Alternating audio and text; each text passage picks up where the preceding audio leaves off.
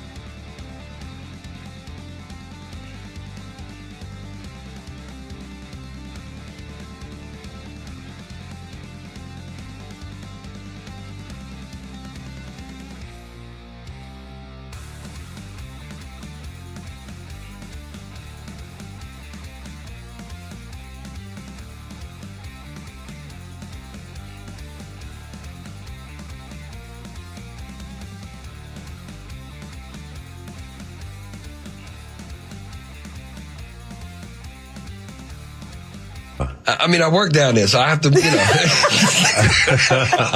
I don't need nobody calling me like, what you doing? Pampering. Yeah, right. I ain't doing that. Just I would love to see you play for the hometown. No, I feel you. No, I think my grandma would too. Your grandma been talking to you about it? Yeah. Look, that's the biggest pressure there is. Right?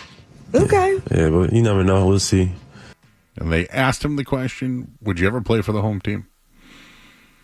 And he said, I'd never say never. His grandmother would like that.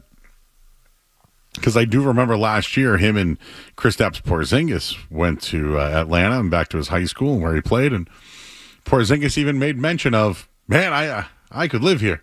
Well, I hope he likes Atlanta. But now, Jaylen Brown even putting it into the ether. I thought we should share it on the show, guys. So now we should conjure up some Hawks for Celtics trades. This may shock you, Joe, but I had no reaction to that clip. I think he handled that as diplomatically as he could. I mean, what is he supposed to say in that situation? I would imagine his grandmother probably does want him to play in Atlanta. It would be easier for her to see his games and stuff like that. Like, sure. Are we going to do the Jaylen Brown doesn't want to play for the Celtics? He wants to play for Atlanta. Like, I'm not going there. Feel free 2 to 6 tomorrow if that's what you want to do. But no, I think that was Jaylen Brown. You know, he's on the radio. He's trying to be friendly with the local host. And no issues for me on that one. All right, let's carry on then. Oh, you? I'm a Celtic. I'm a Celtic. I bleed green. You gonna trade him for Trae Young? Nope. By the way, Trae Young did College Game Day this week. No, I didn't see that. He was good. It's Oklahoma. He picked Oklahoma. Yep. Boomer Sooner. Something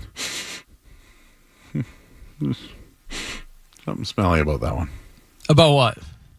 That interview. What's smelly about it?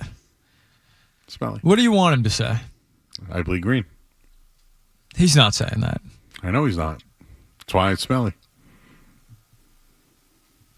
I don't know. If I'm Jaylen Brown, plus, what's going on around Jaylen Brown right now, right? He's about to be the one. They tanked the season. Just got the highest contract in NBA history. I think he should be happy to be a Celtic. But they are literally tanking the team because Jason Tatum's not there. I'm a Celtic. I bleed green. Yeah, sure.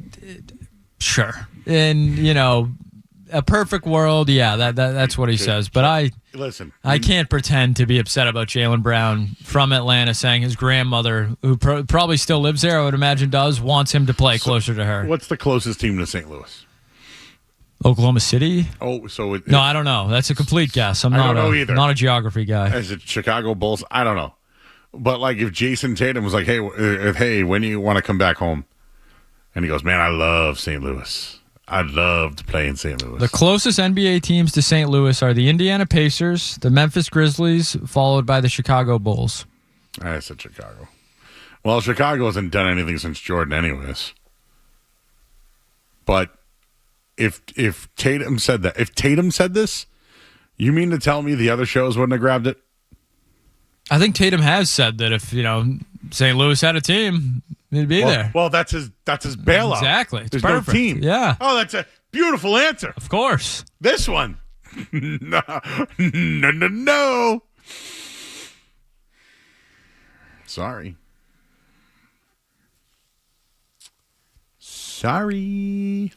Not buying it. But you don't care. Joe, I don't think Jaylen Brown will be playing for the Atlanta Hawks anytime soon. Just save that clip. He wants to play for him when he's 34, 35? Absolutely. Save the clip. So I'll send him there to, Save the clip. Receipts. I'm saving it. You want Dyson Daniels in the return? What do you want in the return? Nah. You don't like the vacuum? He's okay. He's pretty good. Nah. What about the old number 1 pick there that they had? Oh, is it Risache? Yeah. Him. He's all right. But he's going to get a lot of money soon. So well, Jalen's already got a lot of money, Joe. True, money for money.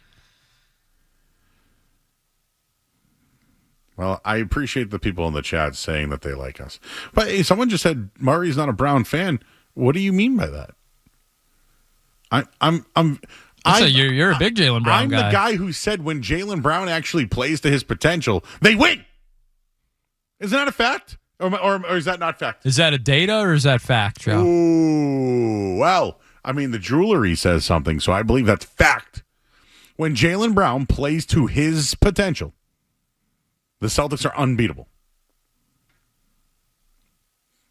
I don't think he played to his potential last year, but he was also dealing with a knee injury, right? He was dealing with things.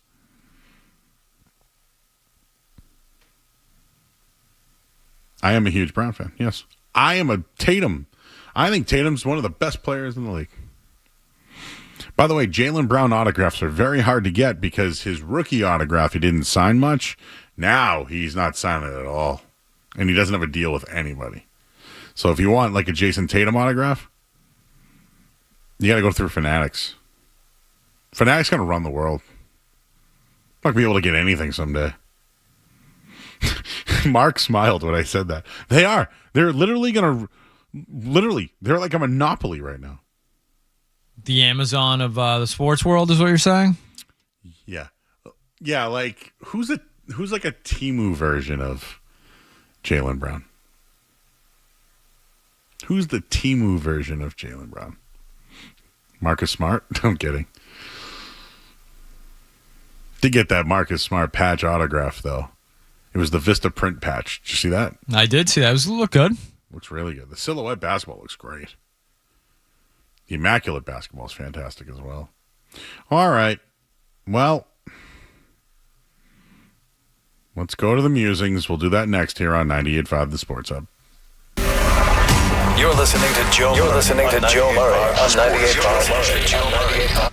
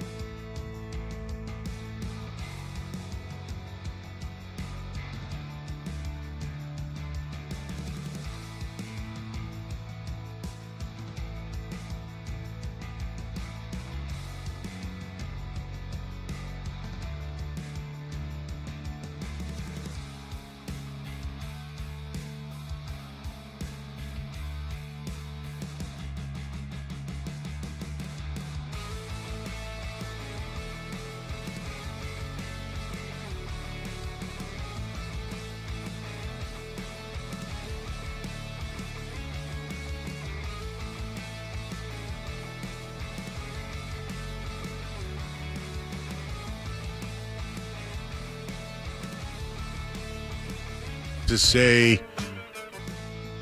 Joe as an outlet, everybody. Oh, we do in or outs. We do a lot of things. But the next couple of days, everybody, all I can tell you is use this show as an outlet, please. Please.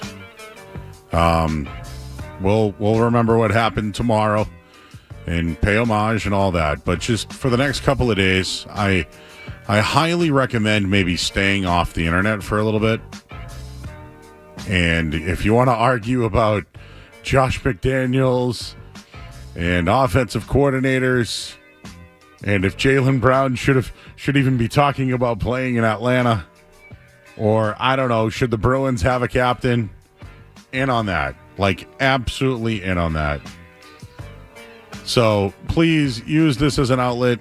I appreciate everybody in our chat tonight keeping it sports and having fun and hanging out, but please, like, use this as an outlet. I think we're going to need it. So we're here for you until 11 o'clock tonight. I figured I could, Skaz, I think I might have a fat guy moment today. Do you know what? Do you have a reversible belt, Skaz? Do you know what a reversible belt is? I'm aware of the product. So I have a well, let me pull it out. But I have a. You're taking your belt off, well, it's already off. But I was in a meeting before the show today, and I had a little bit of a movement, and I felt a snap. And just so everybody knows, I have a reversible belt. Okay, can you hear it? I can hear it, Joe. And what it does is I can reverse it to have the black belt or the brown belt. That's what the reverse is. Well, the little belt part snapped off today. Now, I immediately took it as, oh no, I'm a fat guy. They broke my belt. I hate to say it, Joe, but you had a Pablo Sandoval moment. I did.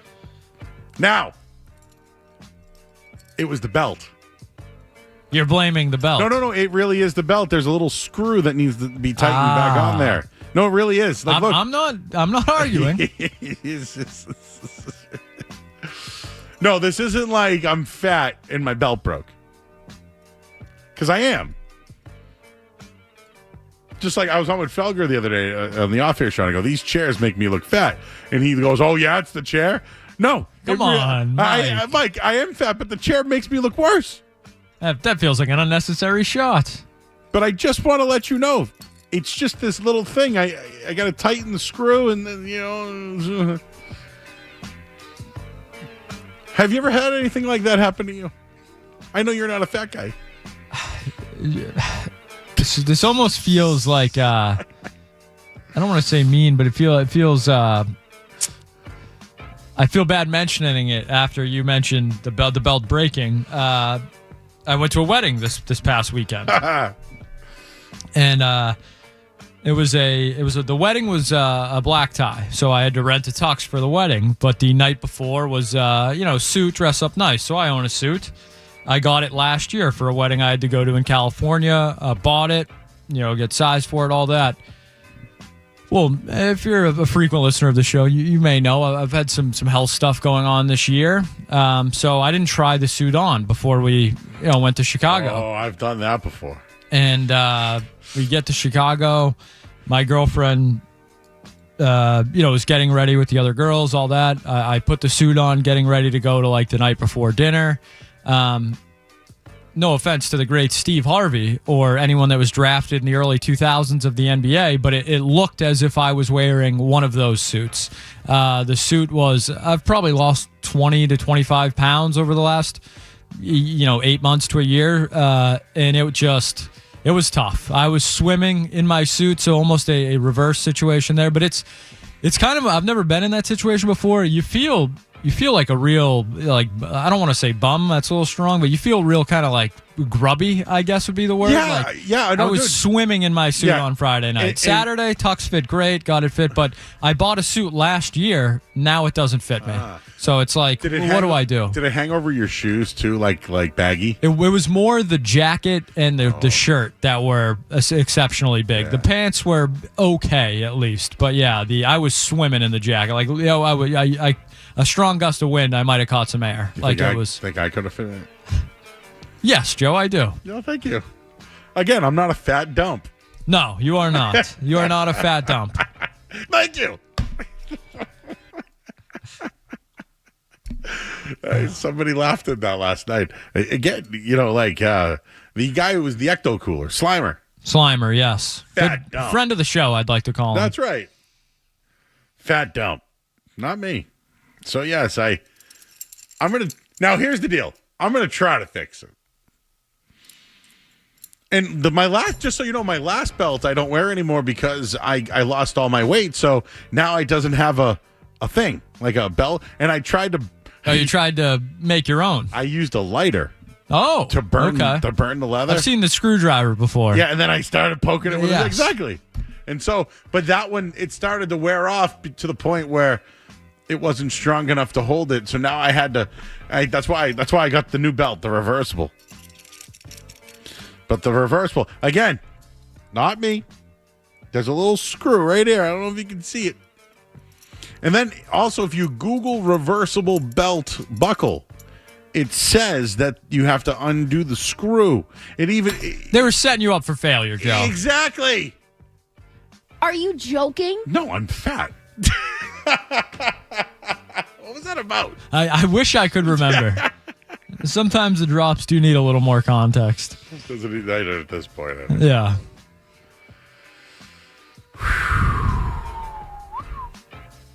Joe, there was a story I put in Slack. Well, actually, two things. One is the first thing I believe that was put in Slack today. I wasn't sure if you were too interested in it. The top 25 most influential sports media personalities of the 2000s. Okay, so the last 25 years. Give me the names.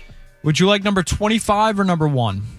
Let's go backwards. 25. All right, number 25, Colin Cowherd. Yes. I think he deserves to be on the list. The Herd deserves to be on the list, yeah. Number 24, Ernie Johnson. Yes. EJ had some health issues. Yeah. My only problem with that is and I love EJ. He's one of my favorites, but is he influential? I guess influential is kind of a tough word, but he's a studio host. I don't know if he's, and I think he's fantastic at what he does, so number 23, Michael Strahan. Well, technically he does. Good Morning America? Yeah, he might be. 22, Tony Romo. No. The only reason I I don't think he deserves to be top 10 or anything, but Romo he was kind of post-Aikman, he was kind of the first new age quarterback to jump into the booth, and he was very successful early on. Now we all dislike him, but the influential, Number 21, Pardon My Take. I don't know how you could argue that. Oh, wow. Yeah. Yeah, I mean, biggest sports podcast in the world, the kind of new media landscape. I think that's an easy one. Mike Florio, 20. Yeah. 19, Joe, very good friend of the show. Dan Lebitard, number 19. Oh. Where do you hear him now? I don't, but I think he has his own podcast network or something. I think he does very well. Oh, I wish I had one. Number 18, Mina Kimes, which I think is appropriate. A woman in the NFL space, kind of. Yeah, she was one of the first. I think that's big names. That's influential. I would agree with that. 17, Stuart Scott, the late great Stuart Scott. As cool as the other side of the pillow. Stuart Scott definitely. One of the first guys to, well, not first, but one of the more influential guys to, be yourself kind of guy. We had too many Syracuse robots. We still do, but yeah, I'll give Stuart Scott credit for that. Dan Patrick, number 16. Yes. Number 15, Jim Nantz. Hello, friends. No, not influential. Who's Jim Nantz influencing? Students. More Syracuse robots, I guess. I don't know. All right, fine. Number 14, Kirk Herbstreit. I like his dogs. R.I.P. to Ben, yeah. Number 13, Bob Costas. Pink eye. Pink eye at the Olympics. Is that influential? Pink eye in Sochi, I believe. Number 12, Joe Buck. Red Sox fans have longed to hear it. After 86 years. Number 10, Aaron Andrews. Oh, I'm sorry. I skipped number 11. How could I skip Skip Bayless at number 11? Influential. Unfortunately, he probably does deserve to be on the list, I guess. Your top 10, Joe. Number 10, Aaron Andrews. Yes. Number 9, Pat McAfee. I would say yes. Okay. Unfortunately, not for me. But number 8, Dave Portnoy. I think that one's tough to argue with. Yeah, definitely. Number 7, Doris Burke. Yes. I know Boston fans don't like her. I think she's great. Number 6, SVP. One of the best. He's a great post-game interviewer, too. Number 5, we have some duos, Joe. Oh! Schefter and Woj together in this one. I would say Woj is on the list. Yeah, Schefter. Yeah. But are they personalities? Adam Schefter and Woj aren't personalities Woj to me. is not. Schefter is a wannabe. Yeah, I don't view them as they're newsbreakers. They're journalists, I guess. Number 4, I think you could argue these guys could be number 1. Tony Kornheiser and Michael Wilbon. In 100. Every show is Very PTI now. Everything. You could argue they could be 1. Number 3, Charles Barkley, of course, one of the best. I don't think anyone can beat Charles. He's controversial but too. Yeah. Former players now. You have Draymond, other guys. Trying to get into that. I think he's very influential. Number 2, Stephen A. Smith. Yes. And number 1, Bill Simmons. What? You disagree? You think he's influential? Joe, I'm not a Bill Simmons fan. I've never listened to his podcast, but I have no issue with him at number 1 because I think he was the first guy to kind of the first fan do that the became sports media podcast landscape started. What was it? Grantland was that his? And then the Ringer kind of thing. So like, I think it's tough to argue. Like he made it on his own. Like kind of went against the grain. He's not for me, but I think he. For me, I would have Simmons, Kornheiser, and Wilbon. I think Stephen A. should be up there. I've no. The announcers I don't really get. I don't think announcers. You know why I'd move Portnoy up? Is again, I'm 43. He was a little older than me, but starting some sort of like newspaper that I used to read. It was like the Boston Metro. It was actually lower than that at the time. But, like, it went from just, like, pamphlet to, the guy's on Fox now. And it's like, they were at Iowa last week. Like, it's influential, man. They had their own betting app. Like, how many T-shirts have they sold? A lot of T-shirts. You can have your opinion on whether you like somebody or not. You just can't deny someone's impact, though. I don't know. Bill Simmons probably had a bigger outlet, maybe, over the years. So maybe early on, at least, for sure. A lot of Boston people on there. Portnoy, Bill Simmons is 2. Am I missing any others in there? I'm not looking at the list right now, but there's some local ties. Oof. Who do you think of who are the top 10 most influential people in radio? Boston radio. I would say Howie Carr's in there. Right now? Yeah, he's still doing his thing. That's news to me. How about 25 years? I think Glenn Ordway was one. Yeah, absolutely. Grandy Max. No one loves Grandy and Max more than me, but the play-by-play, I don't view that as... Okay, Mike Gorman is like another, Yeah, I guess, yeah. You would know better than me. Yeah, I don't want to go. I guess we can do that another day. Felger Maz. I mean, they're doing it, what? 15 years. Yeah, it's a long time. Probably number 1. I think people would say that the people that came before them influenced them, but yeah. That's why I threw going away on there. Hey, Mikey Adams was a huge influence. Yeah, there's some Mikey Adams in the chat. Enhancing talent. since 2001 or something like that, I believe. Is the Twitter bio. How about one Fred Toucher?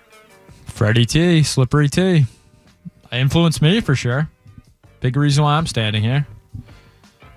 Not that he knows that, but yeah. Big Freddie T fan. What do they call you? Do he call you something else? He's multiple things, I'm sure, over the years. What do people when they call you something else? What do they call it? Scars, maybe, or something like that, probably. Which... How about Sean McDonough? Would he be one? Maybe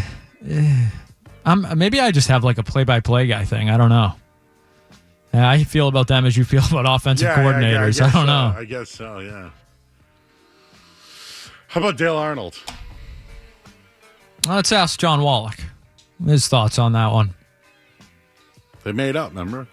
That's right. They did. Felt very real, too. Felt very heartfelt on both ends. I think they both meant it. James Scarmazzino. Absolutely not, Joe. Not even in the arena. I'm waiting outside for a ticket still. Matty Siegel? Yeah, I think people would agree with that, yeah. Jeez, phone calls. I guess people are listening, huh?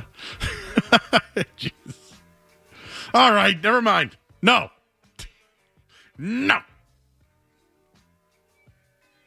I'll just leave it at Felger and Mass. How about that?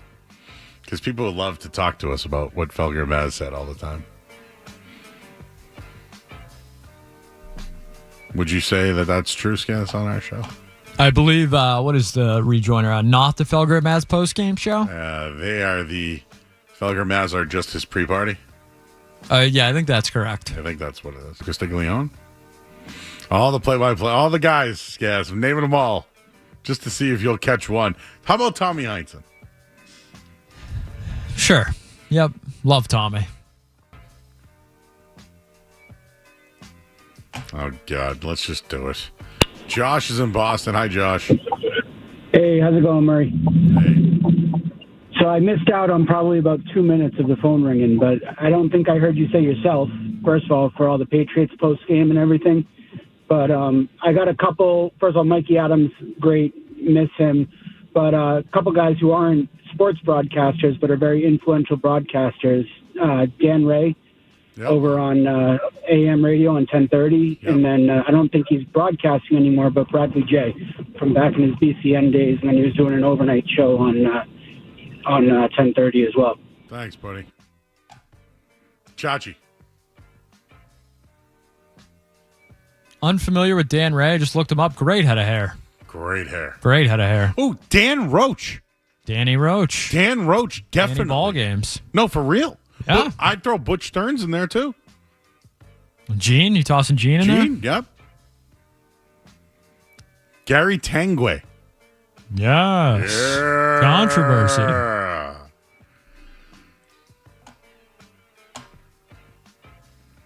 Well, I didn't know we were going here tonight, so I'm glad we're able to have a solid discussion. Who's Mark's influence? For my generation, like podcasters, I'd say, Spit and Chicklets from Barstool, those guys, Paul Bissonnette, Ryan Whitney. I'd say those guys have heavily influenced what I like to try to sound like on air. Rare Admiral, right? Yeah. You like those? Oh, yeah, you're a hockey guy. Yeah. How about you like DJ Bean and those guys? Yeah, I was a big Jack Edwards guy as well, so. DJ, friend of the show. We have him on. All right. How old are you again? I'm 21. 22 in what? Almost a month. What's your favorite podcast? I would say either Part of My Take or Spit and Chicklets. Or the Shane Gillis, Matt McCusker Secret Podcast. Highly recommend. I've met Shane Gillis. He sat in that seat right there. I feel honored. I might have to go sit in it as well just to, you feel his aura. Yeah. We've had a lot of people in this studio. Well, it's Steve Burton. Been doing it for a long time. Show for another day, huh? I mean, the big one we missed. The Jeremy Conlon. Oh, my God. Or how about Howie Sylvester? That's what I was going to say. You beat me to it. Howie's worked with everybody in the city for the last 25 years. Without a doubt. On and off this platform. Yes. Legend. Everyone has a good Howie story. Yeah. The name that is put in on this call log. Do you see that?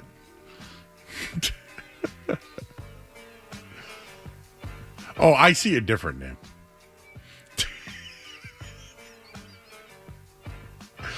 I won't do it. Not going to do it. Nope. Nope. No. Bob Newmeyer. That'd be like Family Feud top 5.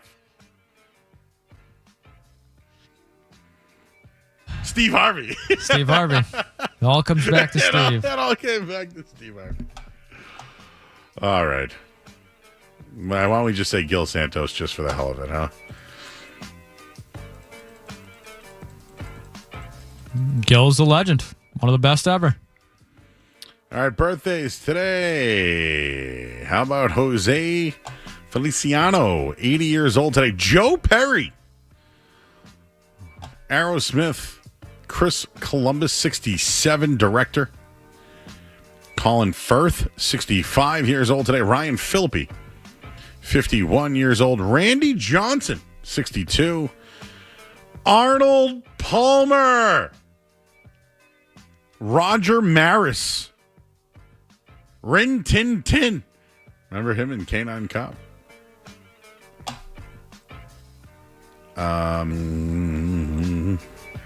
Did you say Randy Johnson? I did. 62 years old today. Did you say Big Daddy Kane? I did not. Ooh. Big Daddy Kane's birthday today. Wait, is today Tuco's birthday? It's Tuco Salamanca's birthday. Raymond Cruz. Remember we talked about him the other day? He sprayed the hose? Yeah, that's what it was. Sprayed a hose. You can't do that. It's a no-no. Anybody else's birthday today? Jack Grealish birthday today. I don't know who that is. Soccer player. Oh. Was with Man City. I think he's back with Everton now. Hey, did you apply for the World Cup tickets? No, I haven't. I didn't see that. Guess I'm going to have to get on that. I missed the window? Is that what you're telling me? Would you go? Would I go? Of course. I'd go anywhere. I'd fly to go if I had to. New Jersey. MetLife was awesome when I went. I loved it. Was it WrestleMania? I went for WrestleMania. It was freezing. They did a good job, though. I took a bus that had easy access in and out. There were people there, dude, all night long. My buddy Scott Sudikoff drove home, and he said it took him almost 11 hours to get back from New Jersey because of the parking lot. I'd sleep. I'd catch a couple Z's before I would sleep hit on the a road. park bench. Yeah. I'd get a fried dough or some street meat. Maybe I'd start walking, actually. I'm one of those people who just start walking. All right, there's your musings. Getting a lot of Kirk and Callahan, too. Probably, we should have mentioned them. They deserve it. You're right. They do. They do. I can't. I was not before my time, but no. Jerry Callahan was a great writer in this town. He deserves it. Kirk's been very influential, no doubt about it. Yeah, no doubt about it. He should probably be on that top 5-ish right there. I would agree. And he's got his own. Yeah, I think he does very well. He does all shows everywhere. We're getting Bob Lobel. Oh, he was a goodie. Panic button time. Why can't we get guys? He would hit the panic button. Oh yeah, dude, he was like the king of the panic button. Who was the first? I don't want to say first, but was he one of the first new age hit the panic button kind of guy? Yeah. It's kind of where things have headed. Feels like panic button talk is big. Well, think about it, man. Here again, I'll never forget this, but I remember they were playing the Eddie Endelman 1986 after they lost, and I remember listening to it and the anger in his voice about how they made the wrong move. Not even Buckner, just using Schiraldi, and it was it sounded like 2006. It was that kind of the passion's still there, But in this town, Skaz, again, I'm 43, but there wasn't a championship in this town. 86 was the last one from the Celtics. And then it was years. It was the 01 season, but the year 2002 was like the very first championship after that. It was doom and gloom for so long. And then it became like the city, you know? Like City of Champions. No, that was after Patino. You all suck. Everything after Patino, correct. Everything after Patino was, it all just... We could use a Rick Pitino. We could use a Bobby Valentine. I feel like it's been a while since we've had a real disaster. I mean, people say Mayo was a disaster, and it was for most of it, but he was never Rick Pitino or Bobby Valentine level. I never felt that way. Yeah. I should probably mention Jackie McMullen. Yeah, 100%. That's a good one. She was very legend. I've met her once. She was incredibly nice. Absolute legend, no doubt about it. Steve Buckley, another. Hey, Sean McAdam was a great writer. How about I remember one of my favorite Felger and Maz calls ever, Barry in New Hampshire, when he was telling them they sucked. And they asked him who he liked. He said, I like Kurt Gowdy. I'd never heard of Kurt Gowdy, but if Barry in New Hampshire liked him, he must have been good. Before my time. Who didn't I mention? I think I mentioned everybody. Hey, Joe, you were traveling down memory lane there. Okay, we're done. I believe so. Stay off the internet. I'm Joe Murray. You're listening to 98.5 The Sports Hub. More Joe Murray coming up on the Sports Hub.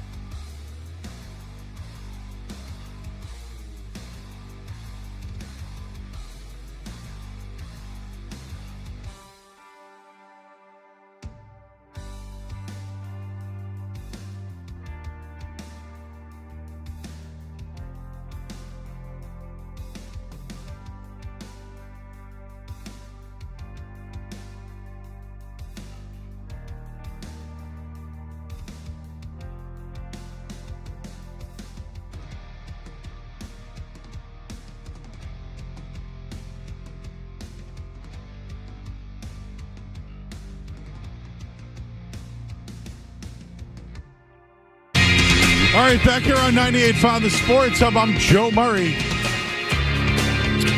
What do we got going on tomorrow night, Skaz? We have Bill Spiros of Bookies.com. He's out in Florida. So we'll get a Miami side of view from him and some betting stuff. I'm sure he's got thoughts on other things in Boston. And some Thursday night football. A good one. Commanders, Packers. Okay, I don't know the line. I believe I do. What do you believe it is? I think it's 3.5. Who's the home team? It's in Green Bay. Okay, real quick, recency, but I miss doing a gambling show. I miss it so much. I would love to do one. Maybe you can hire us. You know, you could be like, Joe, the line's 3.5.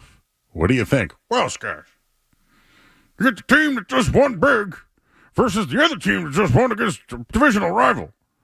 So the record of a team of a divisional rival versus a team that just beat another divisional rival. Give me the underdog. I was trying to be my best John Madden. Did you know I was doing that or no? I did not know it was John Madden. I'll be honest with you, Joe. Wasn't sure exactly what you were going for. And John Madden didn't jump out at me. Can you replay it? Go back. I want you to hear it. Hey, Mark, our intern Mark, do you have it? Can you do any voices? What do you got? No. I tried Chewbacca the other night, remember? No, not good. Not good. Boom! He's on his back. No. Versus the other team that just won against a divisional rival. So the record of a team of a divisional rival versus a team that just beat another divisional rival. Give me the underdog. I was trying to be my best John Madden. Did you know I was doing that or no? Oh, man, it was bad. I did not know it was John.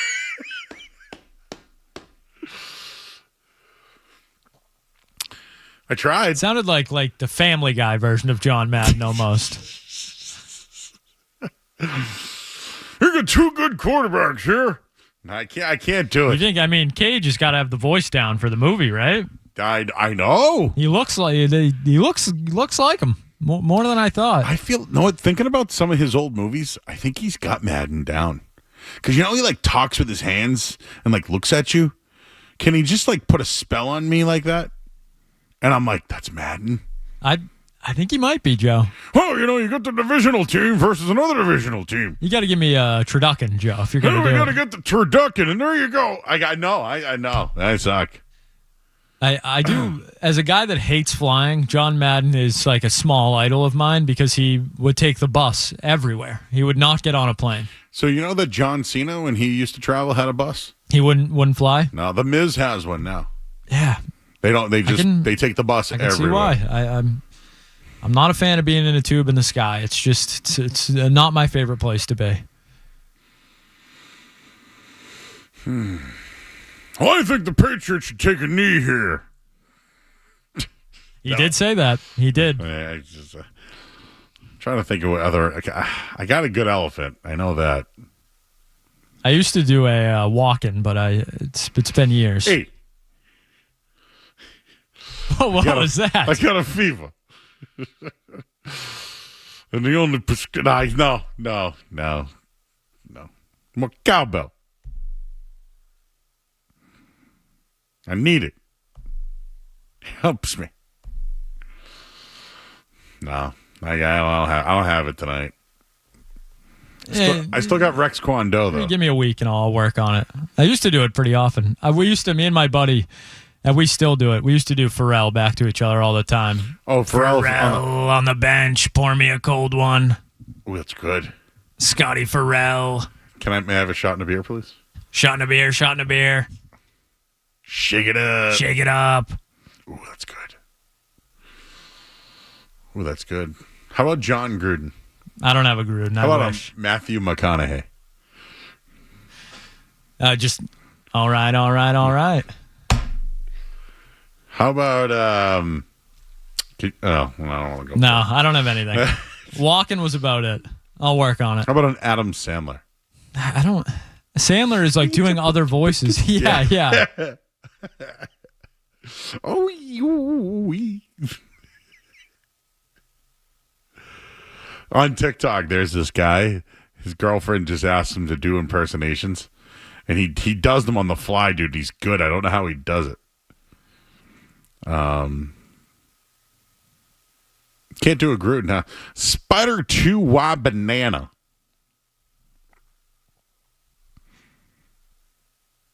Eddie, can you do it like an Eddie Murphy or I'm trying to think of like another one?